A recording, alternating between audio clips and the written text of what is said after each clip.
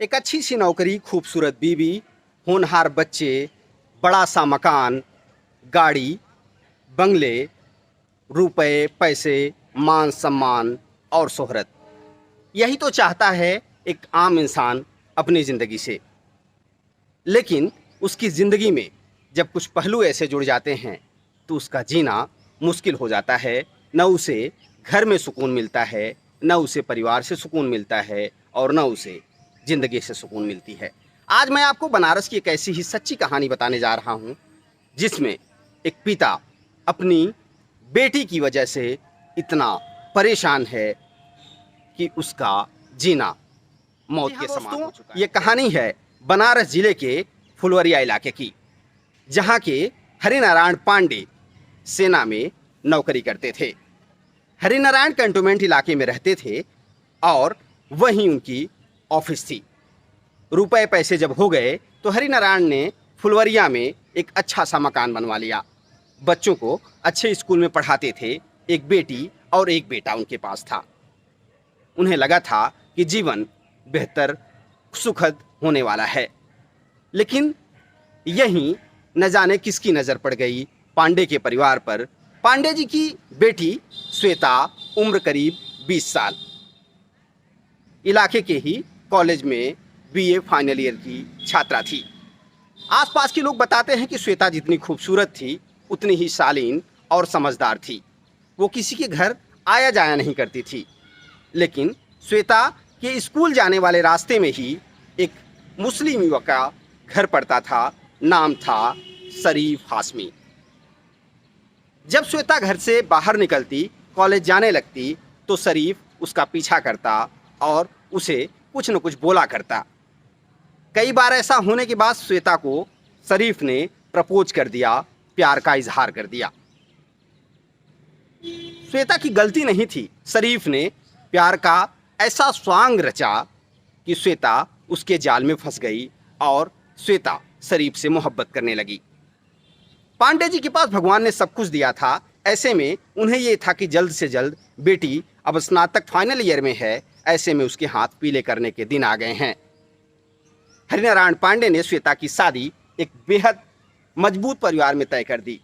तिलक बरच्छे का date final हो गया, रुपए पैसे के लेन देन की बात हो गई और तारीख यानी शादी की तारीख मुकर्रर की जाने लगी। लेकिन श्वेता तो किसी और माया में थी। श्वेता तो मोहब्बत में थी। श्वेता तो शरीफ के बातों में आ चुकी थी। श्वेता ने 14 जून 2015 की रात को शरीफ के संग भाग जाने का फैसला किया। पांडे को जब ये पता चला तो उनके सर पर जैसे पहाड़ टूट पड़ा। वो श्वेता के सारे अरमानों को, सारी यादों को जला देना चाहते थे। आसपास के लोग बताते हैं कि पांडे जी उसके कपड़े, उसकी किताबें, उसके ग्रीटिंग्स, उसके रखे सारे सामान बाहर लेके आते हैं और उसमें आग लगा देते हैं। इतना ही नहीं, वो कैंटोनमेंट थाने में 2015 में पहुंच करके एक एप्लीकेशन दायर करते हैं और कहते हैं कि आज से उनकी बेटी उनके लिए मर चुकी है।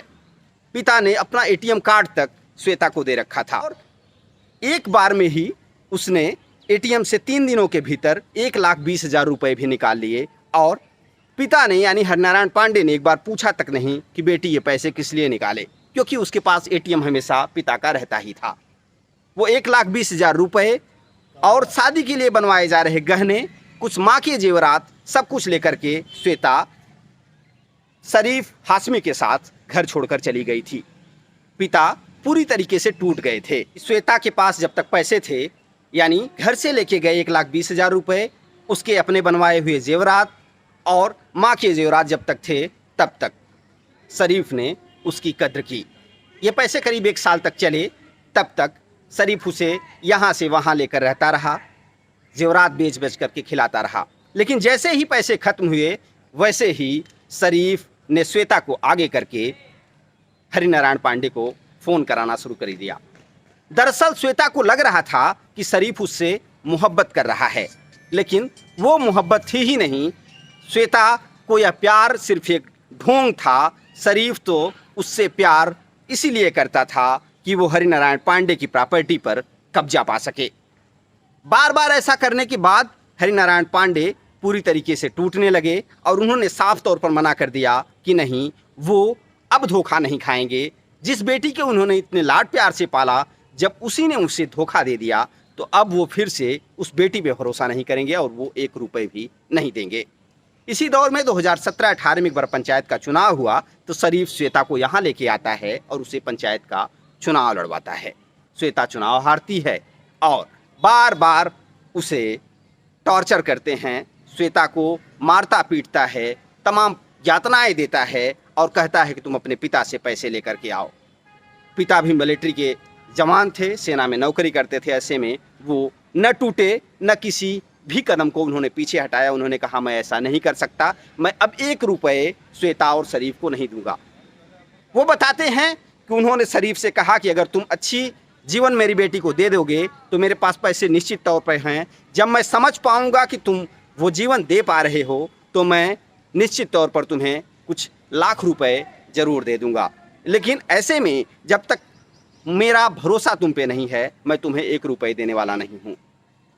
दोस्तों, बात आगे जो आती है वो बेहद खतरनाक है।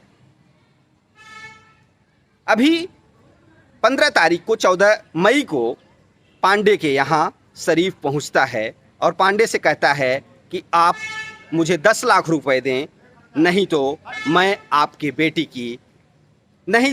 मैं आप और आपके बेटे की हत्या कर दूंगा।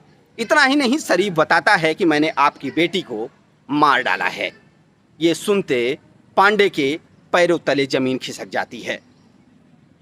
पांडे रोने लगते हैं और कहते हैं कि मुझे मेरी बेटी चाहिए। लेकिन शरीफ 1 बार 2 बार 3 बार घर पे पहुंचता है और फ़ोन पे कहता है कि मुझे पैसे नहीं दिए तो तुम्हारा घर पूरी तरीके से बर्बाद कर दूंगा। डरे डरे पांडे यहाँ के पुलिस प्रशासन में पहुँचते हैं। पुलिस प्रशासन में पहुँचने के बाद वो प्रार्थना पत्र देते हैं और शरीफ को और पांडे को थाने बुलाया जाता है। पांडे के सामने शरीफ यह कबूल करता है कि उसकी बेटी की मौत हो चुकी है। हालांकि ये बात वो नहीं कहता कि उसने हत्या की है, लेकिन वो कहता है कि उसकी तबीयत खराब थी, उसकी मौत हो चुकी है। लेकिन पांडे कहते हैं कि नहीं, इसने इसे मेरी बेटी को मार डाला है। पांडे कहते हैं कि पिछले 7 साल से जब से उनकी बेटी यहाँ से गई है, उनका हर एक मिनट जैसे जेल में कैद हो गया है। वो 24 घंटे अपनी बेटी के बारे में सोचते हैं, 24 घंटे उसकी यातनाओं के बारे में सोचते हैं और हमेशा उनका जीवन घुटन सा हो गया है। बनारस पुलिस की क्राइम ब्रांच यानी कैंटोनमेंट थाने की क्राइम ब्रांच इस मामले पर जांच कर रही है। पूछताछ में उसने कबूल किया है कि उनकी बेटी अब इस दुनिया में नहीं है और ये भी बताता है कि उत्तराखंड के किसी कब्रिस्तान में उसे दफन कर दिया है।